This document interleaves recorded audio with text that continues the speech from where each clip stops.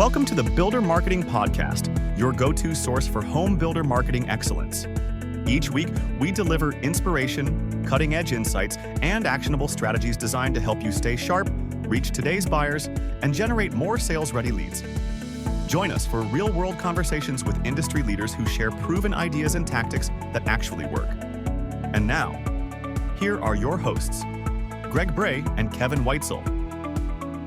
Hello, everybody, and welcome to today's episode of the Builder Marketing Podcast. I'm Greg Bray with Blue Tangerine. And I'm Kevin Weitzel with Outhouse. And we are excited today to be joined by Julia Bocchese. Julia is the founder of Julia Renee Consulting. Welcome, and thanks for being with us today. Yeah, thanks so much for having me. Well, Julia, let's start off. Just give us that quick background. Tell us a little bit about yourself for those who haven't met you yet. Yeah, so my business is Julia Renee Consulting, and I do SEO, Pinterest, and now AI search for small businesses. So helping them rank higher, get recommended more often, and get in front of the right kinds of people who want to pay them money. That want to pay the money. I like that. 'Cause not everybody wants to pay anybody money. True. All right, Julie, before we get started and jump down this rabbit hole of awesomeness, we get one interesting factoid about yourself that has nothing to do with work, family, or the home building industry at all. I have my master's in history with a focus on the Viking Age. Vikings? Arr! Or no, those are more pirates. Those are pirates, yeah. Goal is more Viking-like, right? Yeah. How does one decide to research Vikings at the graduate level? It was just something I was always interested in, and I was in a really boring corporate job and wanted to go back to school. So I was like, oh, I'll go back for something I'm interested in, maybe, pursue a PhD and become a professor.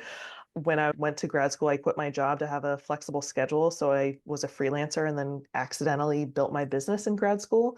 Ultimately chose my business over going for a PhD. So the Vikings are how I got into SEO, I guess. Tell us a little bit more about your agency and the details of kind of how you go about working with your clients. Yeah, so I work with my clients either on SEO/AI search or Pinterest. Some of them do want to, start with both, or oftentimes it's just kind of like one or the other. But for SEO and AI search, I really focus on helping my clients set up their SEO foundations. I don't do a lot of like ongoing SEO. It's usually kind of, fixing any problems that need to be fixed, making sure all their foundations, all the SEO basics are set up, and then show them how to kind of manage their website going forward, give them recommendations for where to focus their marketing. And then especially with AI search, there's so much off their site with like PR and brand visibility. So giving them some specific recommendations on what they can continue doing to help their website grow. For Pinterest, I do a lot of Pinterest management. So that is ongoing. So for people who want to be active on Pinterest but don't want to have to do it themselves, I totally take over their accounts, do all the keyword research, do all the profile optimization, board creation, things like that, and create pins ongoing to help them rank higher on Pinterest and drive more traffic back to their websites.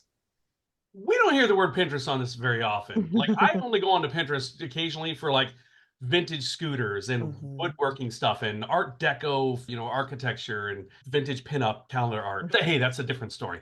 Whole different topic. Anyway, how are home builders using Pinterest? Because Greg, have you heard? That's why I invited Julia, because I want to learn more about Pinterest. We don't talk about Pinterest very much, and I think there's an opportunity. So yeah, Julia, what are you seeing out there, especially kind of in that home builder world? Yeah, so there are lots of different ways that you can use Pinterest. A lot of people kind of in the home industries will use Pinterest as kind of double duty for like a portfolio and then also to help plan client projects. So you can definitely have like a portfolio on your website, but if you want to have it more specific to maybe different styles that you do or different rooms rather than just like, portfolios of each house that you've done before, Pinterest is a really good way to kind of like separate different styles and different rooms that you've built and things like that. Also with client projects, a lot of people will have kind of what's called like private boards that aren't visible to the public, but you can, have you and your client like going back and forth, pinning some ideas for what the client wants, what you recommend. And then kind of the third way for kind of building your business on Pinterest is to have more of a strategy behind it. So that would be pinning content that you have created. So if you have blog posts, portfolio pieces, videos, all of those can be pinned on Pinterest and lead back to your website. So making sure that you are kind of thinking of Pinterest more as a search engine than Instagram, where you're not just going to say like, hey, look at this project I just did, and all of your followers are going to like the photos and say, good job.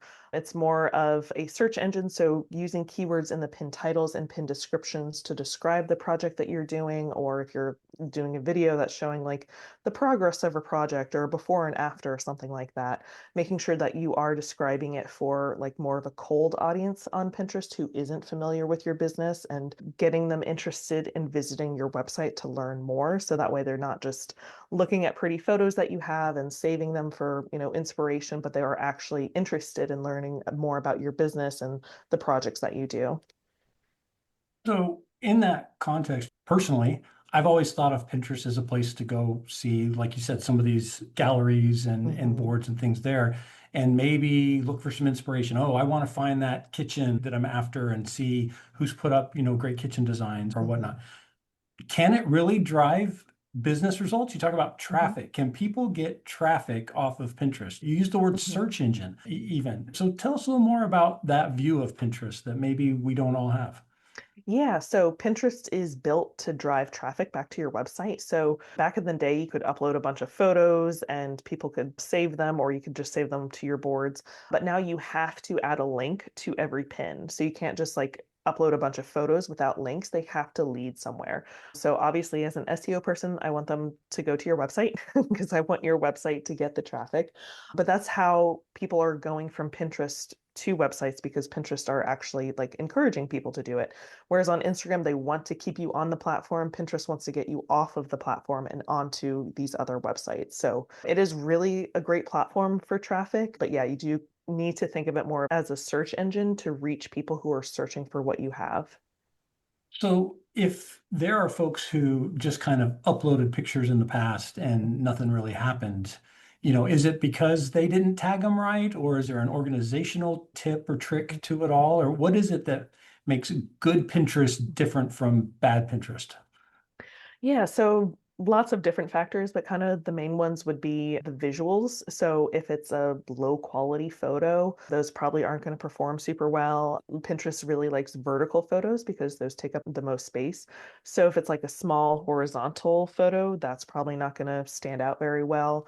If there's no context behind the photo or the video, and it's just like literally just a picture of a house, you don't give any information, Pinterest doesn't know what to rank that pin for when people are searching, so it's probably not going to perform very well.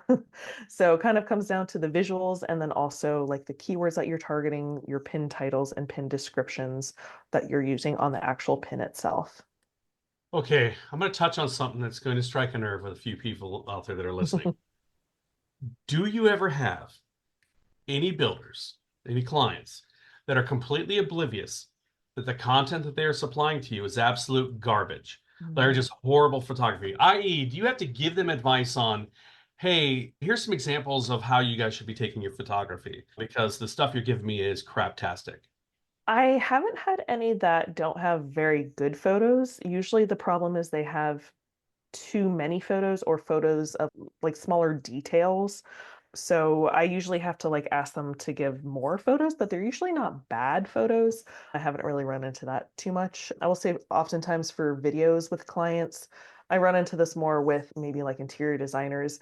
They like to send videos of them like speaking to the camera. So like, the talking head style that they might do on Instagram. Those typically do not perform well on Pinterest. So I'll tell them not to do that, or try other videos, because again, people on Pinterest, they don't really know who you are. They don't really care because they're a cold audience. They want to see more what you are doing, the projects that you're doing, what information that you have to share with them. So they're more interested in the actual content and less about who you are. So there are some things that don't resonate on Pinterest like they would on like Instagram or Facebook, but so far I haven't run into any problems with like terrible quality. So to that, is it okay to be taking these pictures on a cell phone versus doing a professional photo shoot? I would say test it out. If you only have a budget for cell phone photos right now, use what you can. But if you do have a budget for more professional photos, I would definitely encourage that. The higher the quality, the better. One thing I would steer away from most of the time is like AI created images, because there are more AI filters on Pinterest. So if you're using AI generated photos, they might not actually be seen by anyone if they're not ranking well. I would encourage cell phone photos over like AI generated ones. So in that vein, not that these are AI generated, but what about kind of the photorealistic, renderings of homes that haven't been built yet? Do you feel like there's a place for those in Pinterest? Yeah, because I mean, and people expect that when they don't have a physical house that you're, I don't know, copying and pasting. They are expecting a rendering. So I would also say, like in the, pin title or description or wherever it makes sense, make sure it's clear that it's a rendering, just so people know that this house maybe doesn't exist yet. It's in process or something. Hey everybody, this is Greg Bray from Blue Tangerine, and I am so excited to let you know that the registration is now open for the 2026 Builder Marketing Summit.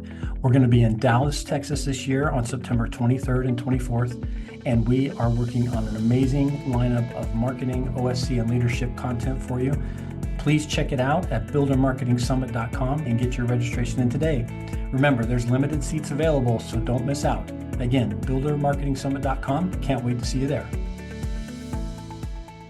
One of the questions that I've wondered about as we were kind of thinking about this conversation is the idea that Pinterest is so national and most builders are local. They have a very limited geography where they can build. Do you have the ability to kind of put in the location type keywords as well in these descriptions that would help narrow it down? Because if I just want inspiration, I don't really care where it comes from. But if I want to work with that builder because I found their stuff, all of a sudden location matters a lot. Yeah, so you can definitely use your location. I will say, even if you're using your location, you still will show up nationally. So if you're in Philadelphia and your pin is about, a house that you're working on in Philadelphia, someone in California can still see it. So you can't like only target Philadelphia, but you can definitely use the location so that when people are searching more for those local searches or more for information about their local area, you can rank for more local specific searches.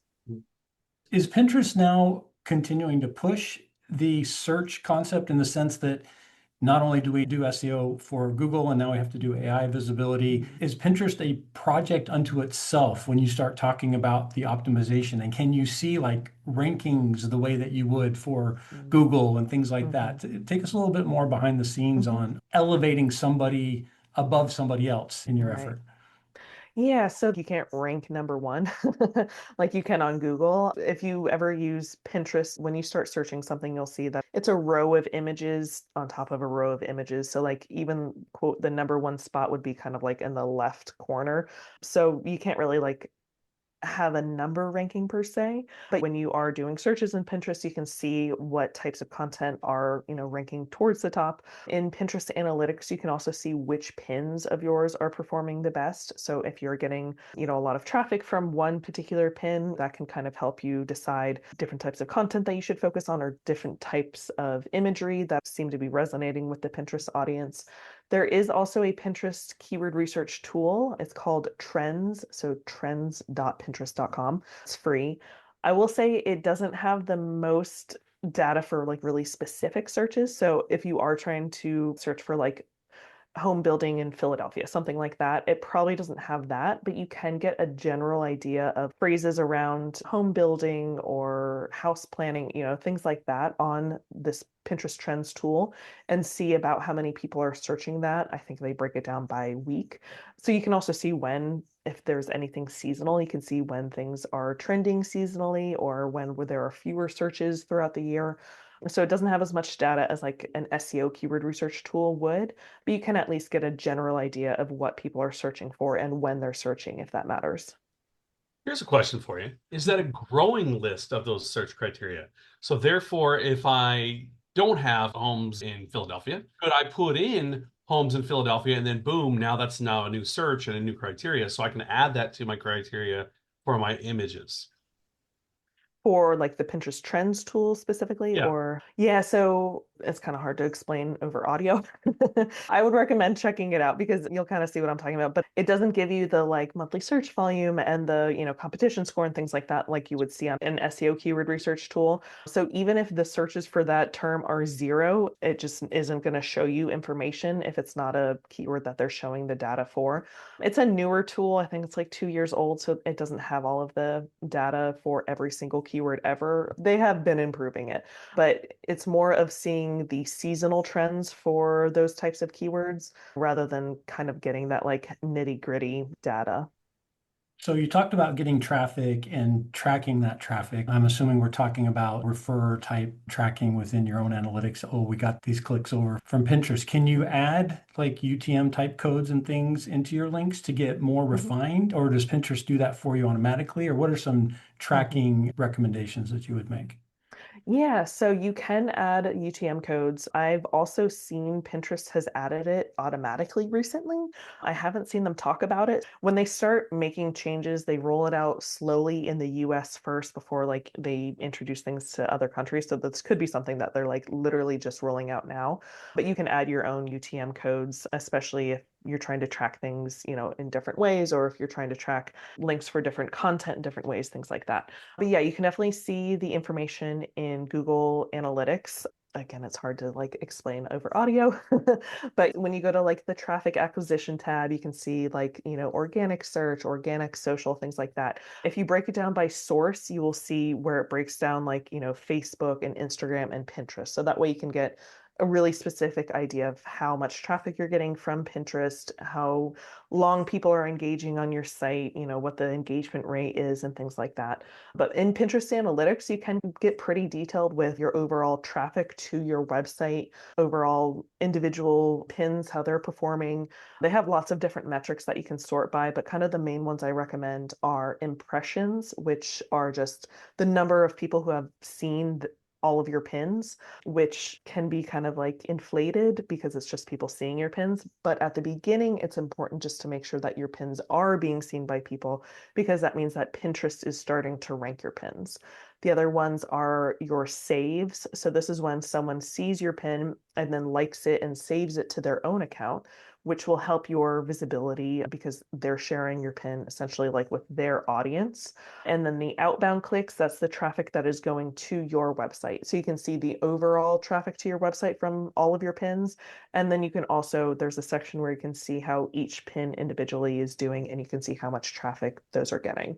So you do want to make sure that you are getting traffic from your pins. You're not just getting impressions or not just getting, saves, because that means people aren't like taking action to visit your website. So that's making sure you have, context behind whatever the images are, making sure that your pin titles and pin descriptions are really clear to get people interested in visiting to your website will help. What about things like watermarking your images or putting a little branding in the corner or some of those kinds of things? Is that cool? Is that frowned upon? Just to get a little more like, oh, this image came from XYZ Builders.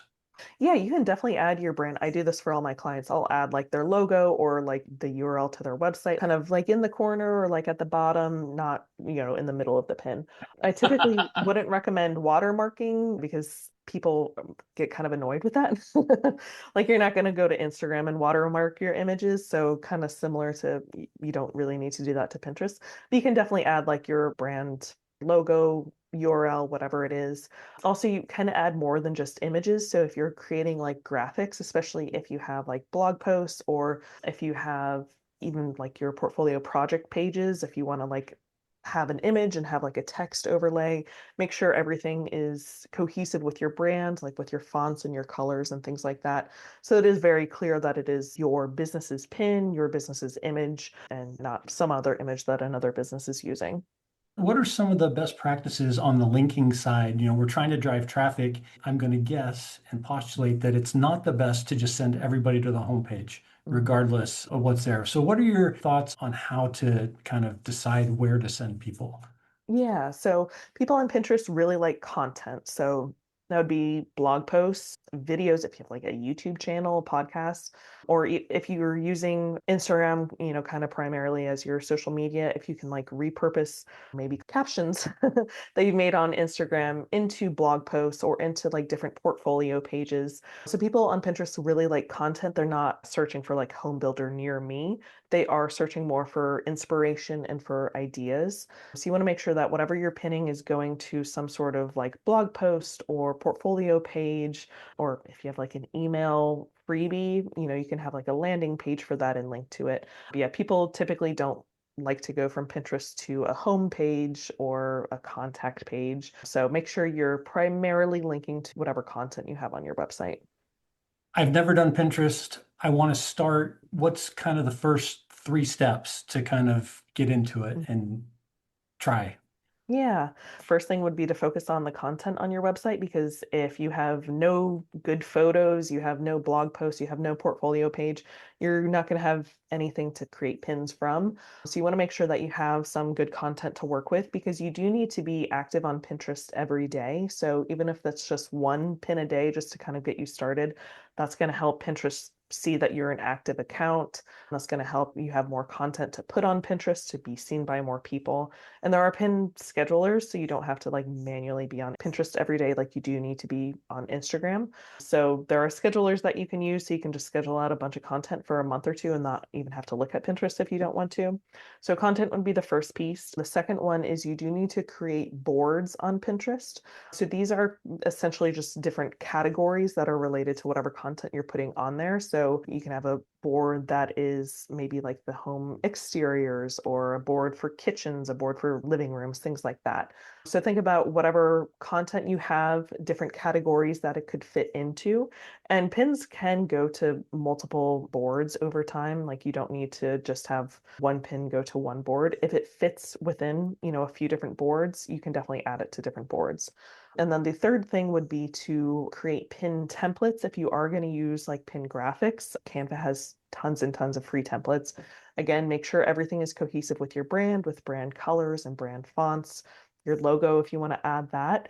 And then if you're just going to use images, make sure they are usually like a 2:3 ratio is what's recommended for Pinterest. If you have a horizontal image that it doesn't really fit when you crop it, you can do square images and see how that performs, but I wouldn't recommend like pinning a horizontal image. So make sure you kind of have that structure with your images going forward. If you have any videos, kind of same thing, 2:3 ratio. So get all of your content, your boards, and then get some pins created and get a system for your templates. Julie, you hinted at scheduling. What is the right frequency for Pinterest updating to kind of stay looking active and not having it become totally a burden and yet something else we have to do in the marketing department? Yeah, so I recommend at least once a day, just to kind of like have a baseline for being active on Pinterest every day.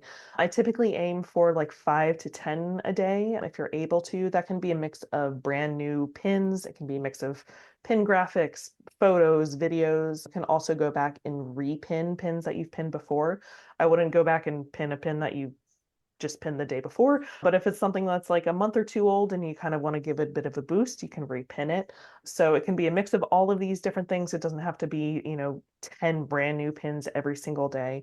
And it can be something that you build up over time. So if you want to start with 1 or 2 a day, and then as you have more pins, after 6 months, you can ramp it up to 3 to 4 a day and build it up over time. There are lots of pin schedulers. Tailwind is my favorite. It's the only scheduler I know of that was built specifically for Pinterest. A lot of these other schedulers, they were built for other social media and then they've added Pinterest on. But Tailwind has a lot of kind of like bells and whistles that make it easier to pin for Pinterest. If you want to get started with a free one, Pinterest has their own native scheduler built in. You can only pin, I think, 30 days ahead, so you can't go and pin 2 months in advance. But yeah, you can schedule things out. You don't have to manually pin things every single day. Well, Julie, this has been really interesting. I really appreciate your time. Do you have any last thoughts or words of advice for those who are thinking about Pinterest and what they should consider? Yeah, so again, just make sure you're in the mindset that it is a search engine. You are trying to reach a cold audience, so people aren't familiar with your brand. And then also very similarly to Google, you do need to give it a few months before your pins start to rank and start to gain traction on Pinterest. So it's not going to be you pin tomorrow and then you get 5,000 hits on a pin. It's something that you do need to build up over time. It's a really good form of sustainable evergreen traffic, but it's not something that's going to happen overnight. Well, Julie, if somebody wants to get in touch and connect with you, what's the best way for them to reach out?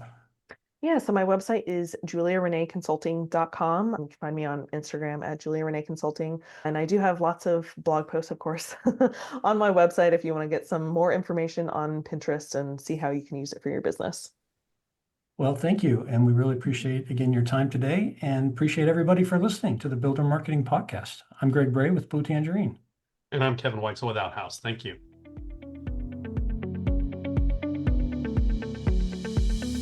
Thank you for listening. To learn more about how Blue Tangerine and Outhouse can help you generate more qualified homebuyer leads, visit bluetangerine.com and outhouse.net. If you've enjoyed our show today, please tell a friend, leave us a review, and subscribe on your favorite podcast platform.